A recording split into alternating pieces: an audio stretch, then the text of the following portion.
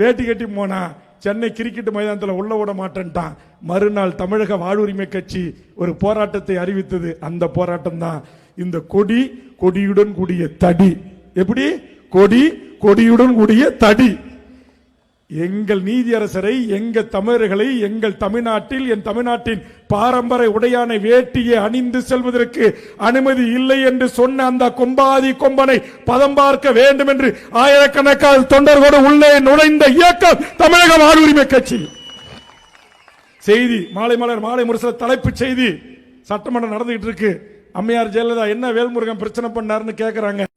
உளவுத்துறை சொல்றான், இந்த மாதிரி தமிழர்கள் வேட்டி கட்டி போனாங்க, உள்ள விட மாட்டேன்ட்டாங்க, அதனால அடிச்சு நொறுக்க வேல்முருகன் முற்றுகை போராட்டம் நடத்திட்டாரு, அதான் பதட்டம் அப்படின்னாங்க.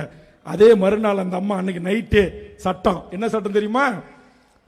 இது தமிழ்நாடு, வேட்டி தமிழர் உடை, வேட்டி அணியை தமிழ்நாட்டில் cricket club, 5 star hotel, 7 star hotel, நட்சத்திர விடுதிகள் எங்கேயும் தமிழன் பாரம்பரிய உடையோடு அவன் வரலாம். அவனை தடுத்து நிறுத்தினால் 3 ஆண்டு கால கடுங்காவல் சட்டம் என்று இயற்ற வைத்த கட்சி தமிழக வாழ்வுரிமை கட்சி.